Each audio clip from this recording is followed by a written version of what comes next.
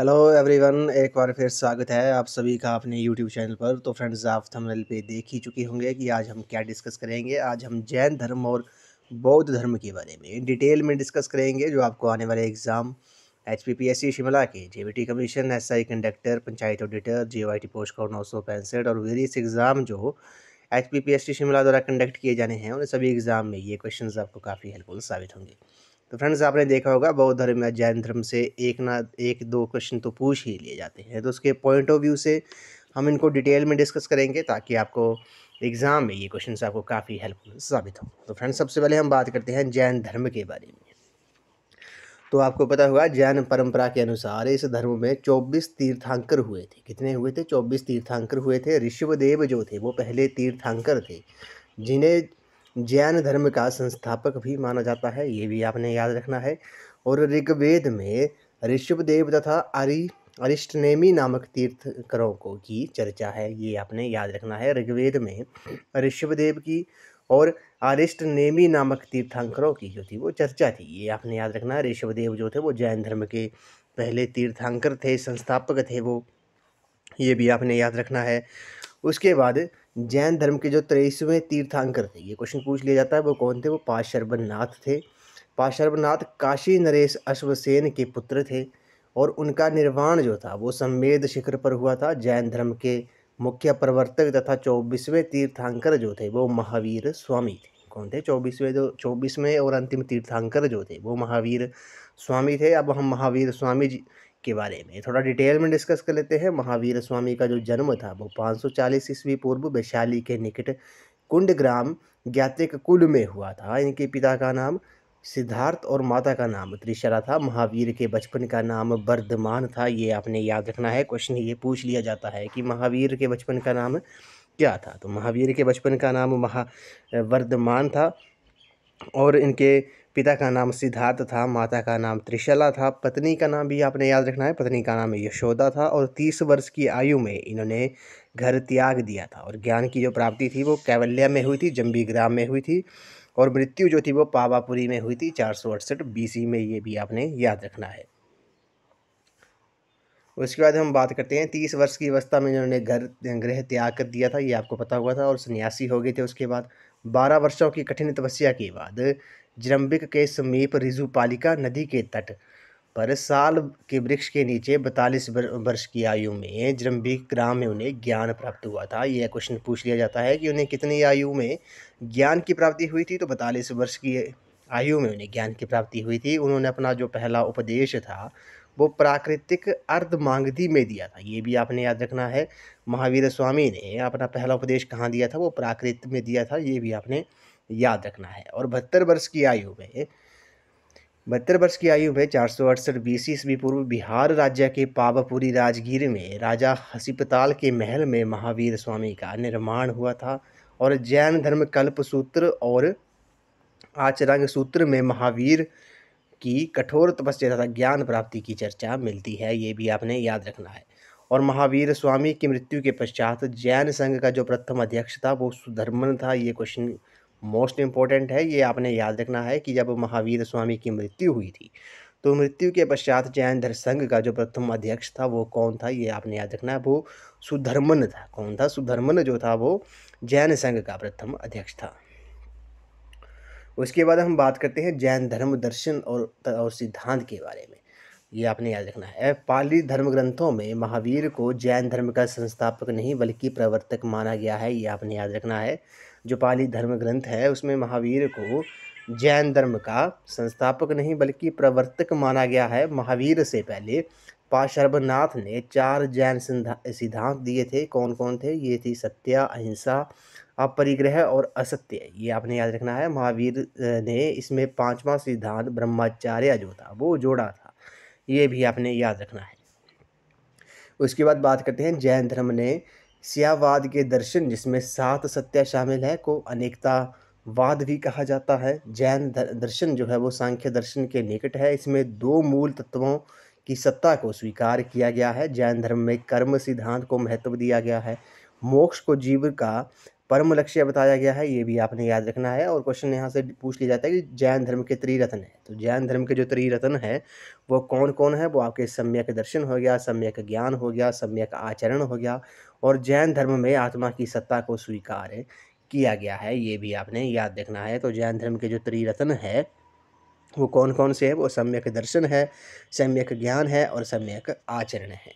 अब हम बात करते हैं जैन संघ के बारे में। तो महावीर ने समस्त अनुयायियों को 11 गणों में विभक्त किया था तथा प्रत्येक गण में एक प्रधान नियुक्त कर धर्म प्रचार का उत्तरदायित्व जो था वो प्रदान किया था। जैन संघ में जैन संघ जो था वो 2 भागों में विभाजित हुआ था। अब ये क्वेश्चन यहाँ से कई बार पूछा गया है कि जैन संघ जो था वो 2 भागों में विभाजित हुआ था, किस किस में? एक आपके दिगंबर और एक था आपका श्वेतांबर। तो दिगंबर जो थे वो भद्रभाव के समर्थक थे, जबकि श्वेतांबर जो थे वो स्थूल भद्र के समर्थक थे। इन संप्रदायों का विभाजन जो था वो विभिन्न विचारों के आधार पर हुआ था। श्वेतांबर श्वेत वस्त्र धारण करते थे, जबकि दिगंबर जो थे वो बिना वस्त्रों के जीवन व्यतीत करते थे, ये आपने याद रखना है। अब बात करते हैं जैन संगतियों के बारे में। जैन संगतियों के बारे में क्वेश्चन पूछ लिया जाता है। प्रथम जो जैन संगति थी वो कब हुई थी, इसका समय क्या था? तो 322 से लेकर 298 ईस्वी पूर्व हुई थी। किस स्थान पे हुई थी? वो पाटलिपुत्र में हुई थी। अध्यक्ष जो थे वो संगति के वो स्थूल भद्र थे। उसके बाद द्वितीय जो बौद्ध संगति है, द्वितीय जो जैन संगति थी वो 512 ईस्वी हुई थी। कहाँ पे हुई थी? वो बल्लवी में हुई थी।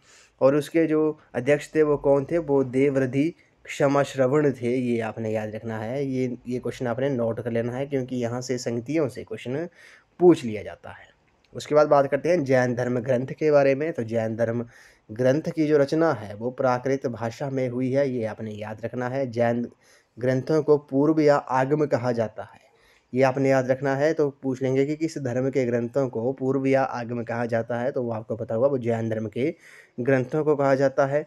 इसमें 12 अंग हैं और 12 उपांग हैं, 10 प्रकरण हैं, 6 छेद सूत्र और 4 मूल सूत्र शामिल हैं, किसमें? वो जैन ग्रंथों में, ही आपने याद रखना है।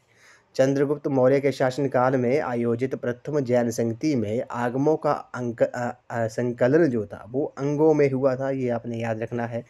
द्वितीय जैन संगति में अंगों का पुनः संकलन हुआ था। अंगों की संख्या 12 थी, किंतु एक अंग के खोने के बाद अंगों की संख्या जो थी वो 11 रह गई थी, ये आपने याद रखना है।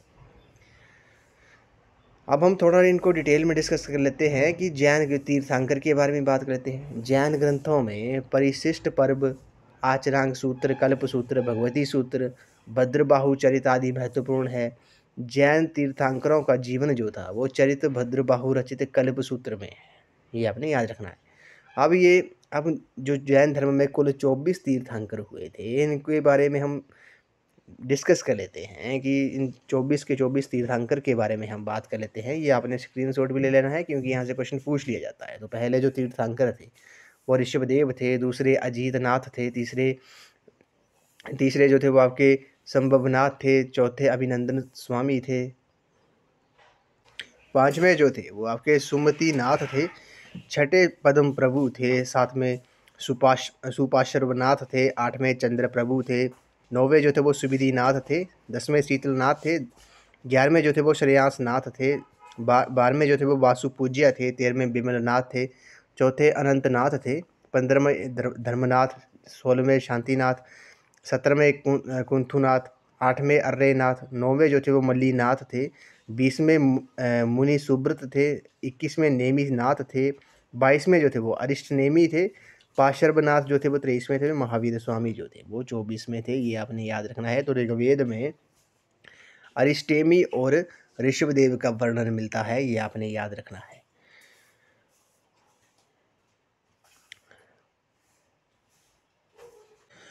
अब जो ये की पॉइंट है ये आपने नोट डाउन कर लेना है। ये जो है क्वेश्चन काफ़ी इंपॉर्टेंट है, पूछ लेंगे कि कौन कौन से तीर्थंकर जो थे उन्हें एकमात्र स्त्री जैन तीर्थंकर के रूप में माना जाता है, तो वो मल्लीनाथ जो थे।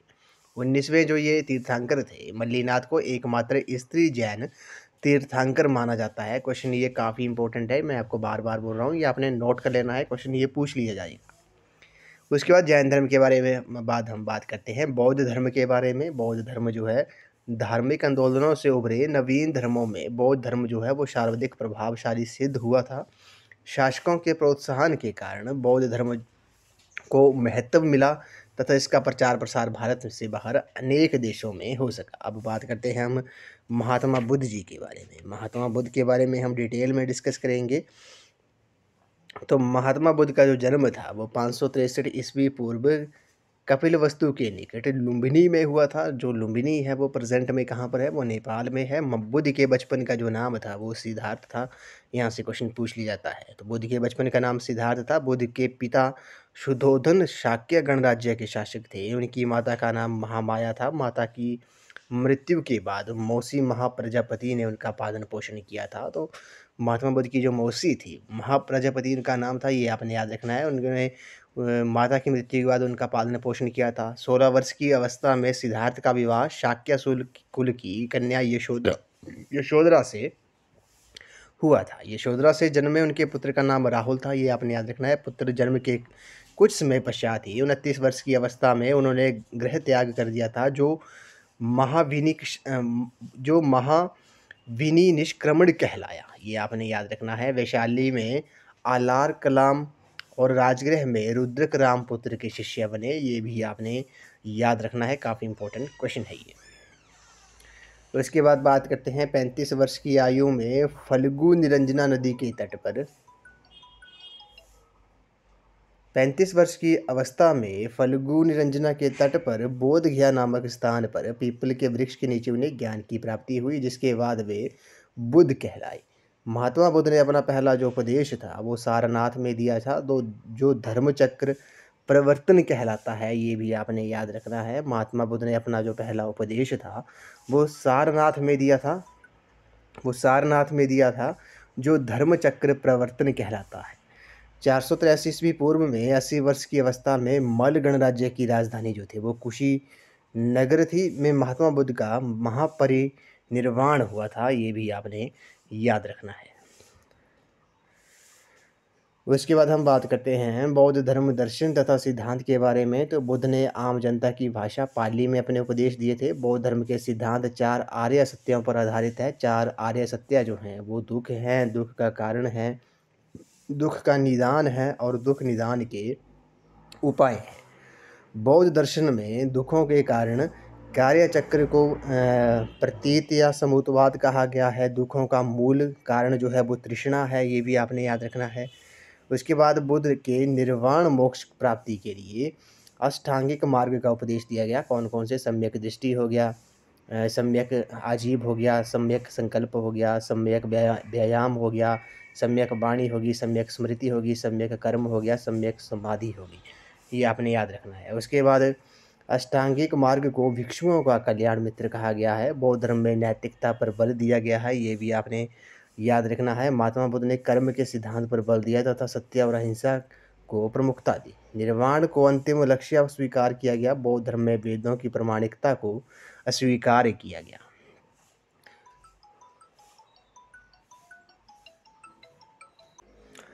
अब बात करते हैं बौद्ध धर्म जो है वो मूलतः अनिश्वरवादी है। बुद्ध ने आत्मा की परिकल्पना को भी स्वीकार किया है। बौद्ध धर्म के जो त्रिरत्न है वो बुद्ध, धम्म और संघ है, ये आपने याद रखना है।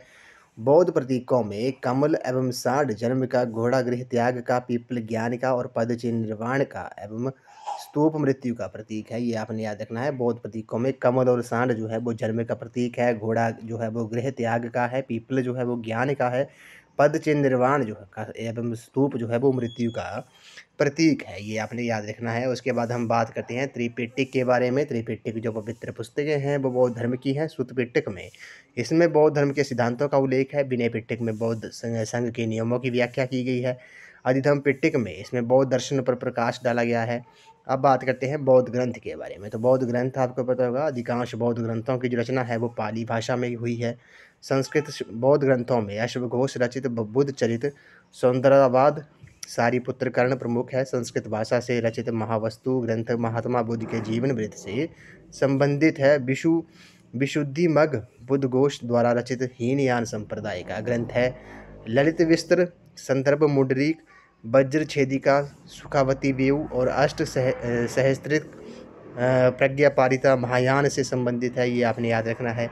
बौद्ध संप्रदाय के बारे में बात करते हैं। महात्मा बुद्ध के महापरिनिर्वाण के बाद बौद्ध धर्म कई संप्रदायों में विभक्त हो गया था। इसमें प्रमुख थे हीनयान और महायान। तो हीनयान महात्मा बुद्ध के दर्शन तथा सिद्धांतों में विश्वास करने वाला संप्रदाय था, जबकि महायान जो था वो संप्रदाय को मानने वाले बुद्ध के साथ बोधिसत्वों के जीवन का सिद्धांतों में भी विश्वास रखते थे। अब बात करते हैं 6ठी सदी के कुछ अन्य संप्रदाय जो थे वो कौन कौन से थे। संप्रदाय आपके भौतिकतावादी थे, इसके संस्थापक जो थे वो अजीत केस कम्बलिन थे। अक्रियावादी के संस्थापक पूर्ण कश्यप थे। अजीब के मखली गोशाल थे। नियतिवाद के पकुत कच्चायन थे। अनिश्चयवादी के संजय बेलिठ पुत्र थे। अब बात करते हैं बौद्ध संगतियों के बारे में। तो बौद्ध संगतियाँ जो थी, प्रथम बौद्ध संगति जो थी वो 483 ईस्वी पूर्व में राजगृह में हुई थी। संगति के जो अध्यक्ष थे वो महाकश्यप थे। किसके शासनकाल में हुई थी? अजातशत्रु के। दूसरी जो थी वो आपकी 383 ईस्वी पूर्व वैशाली में हुई थी। सर्वकामिनी जो थे वो संगति के अध्यक्ष थे, ये आपने याद रखना है। कालाशोक के शासनकाल में हुई थी, ये भी आपने याद रखना है। तृतीय बौद्ध संगति जो थी वो 250 ईस्वी पूर्व हुई थी। पाटलिपुत्र और मोगलीपुत्तिस जो थे वो संगति के अध्यक्ष थे, अशोक के शासनकाल में हुई थी। उसके बाद बात करते हैं चतुर्थ जो बौद्ध संगति थी वो प्रथम सदी ईस्वी कुंडलवन में हुई थी। 72 ईस्वी में हुई थी, ये आपने याद रखना है। संगति कहाँ पे हुई थी? कुंडलवन में हुई थी। संगति के जो अध्यक्ष थे वो वसुमित्र थे, ये भी आपने याद रखना है। और किसके शासनकाल में हुई थी? ये आपके कनिष्क के शासनकाल में हुई थी, ये आपने याद रखना है। किसके शासनकाल में हुई थी? कनिष्क के शासनकाल में हुई थी। संगति के जो अध्यक्ष थे वो वसुमित्र थे, ये भी आपने याद रखना है। तो फ्रेंड्स, आज की इस वीडियो में बस इतना ही। आज हमने हिस्ट्री के कुछ इंपॉर्टेंट क्वेश्चन डिस्कस किए, जो मेनली बौद्ध धर्म और जैन धर्म के बारे में हमने डिटेल में डिस्कस किया, ताकि आपको आने वाले एग्ज़ाम में ये क्वेश्चंस आपको काफ़ी हेल्पफुल साबित हों। तो फ्रेंड्स, आई होप आपको वीडियो पसंद आई होगी। तो वीडियो को लाइक शेयर एंड कमेंट जरूर कर दें। अगर आप HP टेट की तैयारी भी कर रहे हो तो इसके लिए भी मैंने एक अलग से प्लेलिस्ट बनाई है, जिसका जो लिंक है मैंने डिस्क्रिप्शन बॉक्स में दे दिया है। आप वहां पर जाकर वीडियोस देख सकते हो। वहां पर आपको HP टेट के रिगार्डिंग 150+ वीडियोज़ आपको देखने को मिलेंगी, जो सभी स्ट्रीम वालों के लिए काफ़ी हेल्पफुल साबित होंगी। तो फ्रेंड्स, आज की इस वीडियो में बस इतना ही। आई होप आपको वीडियो पसंद आई होगी। तो वीडियो को ज़्यादा से ज़्यादा लाइक शेयर एंड कमेंट जरूर कर दें। तो थैंक यू फ्रेंड्स।